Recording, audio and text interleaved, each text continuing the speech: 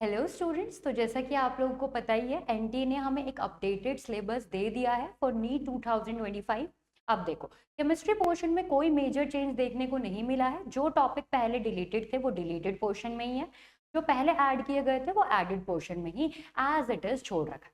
तो अब जो डिलीटेड टॉपिक प्रेजेंट थे पहले, उसमें से आपको कुछ कुछ ऐसे टॉपिक हैं जो अभी भी पढ़ने हैं। जैसे कि अगर केमिस्ट्री की बात करें तो फिजिकल केमिस्ट्री की बात करेंगे सबसे पहले।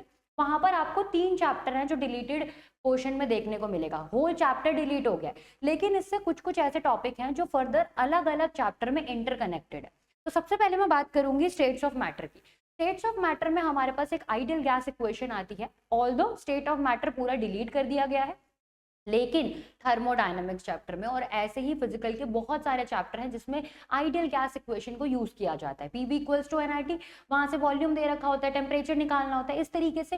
तो आपको ये जो डिलीटेड चैप्टर है इसमें से सिर्फ एक टॉपिक बहुत ध्यान से पढ़ना है, कौन सा? Inert gas equation, ideal gas equation. Clear है इतनी बात? चलिए आगे बढ़ते हैं। अगर मैं नेक्स्ट टॉपिक की बात करूं तो दूसरा है हमारे पास सॉलिड स्टेट। सॉलिड स्टेट भी पूरी तरीके से रिलेटेड है। उसमें से आपको क्या ध्यान रखना है, लेटिस के बारे में थोड़ी सी जानकारी आपको लेनी पड़ेगी कि लेटिस आपका एक क्यूब होता है, अज्यूम किया था हमने।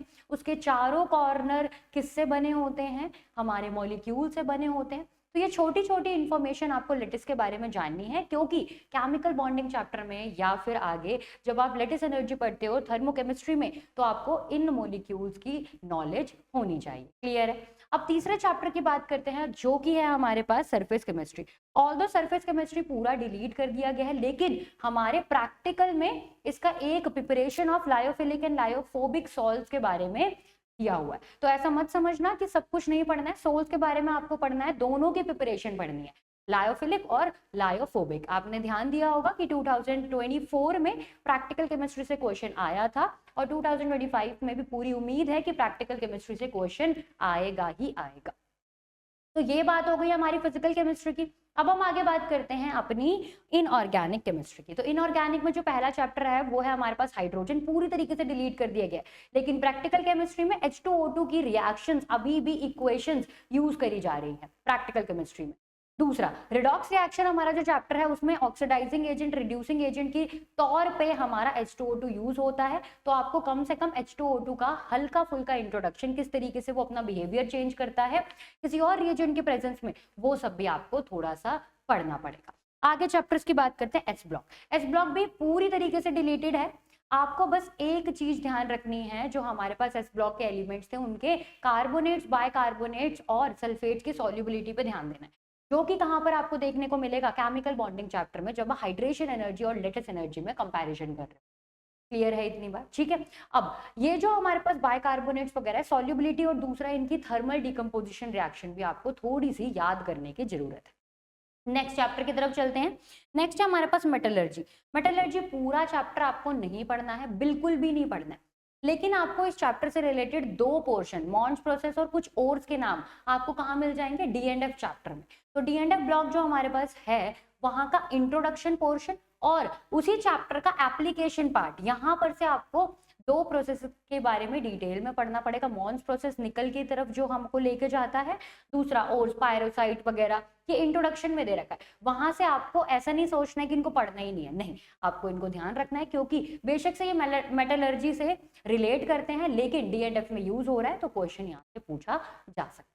लास्टली हम बात करते हैं ऑर्गेनिक केमिस्ट्री की। तो पॉलीमर चैप्टर, जैसे कि आप जानते हो हाइड्रोकार्बन चैप्टर में पॉलीमराइजेशन रिएक्शन के बारे में हम पढ़ते हैं, तो वो तो वहीं पे पढ़ लेंगे, तो पॉलीमर चैप्टर को आपको छूना भी नहीं।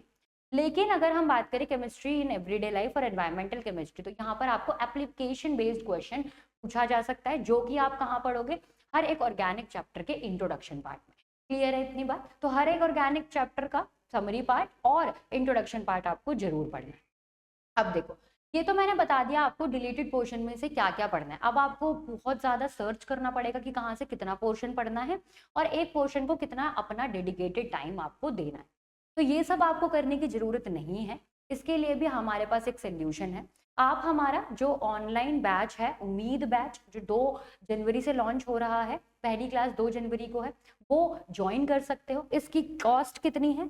सिर्फ और सिर्फ 1 रुपये।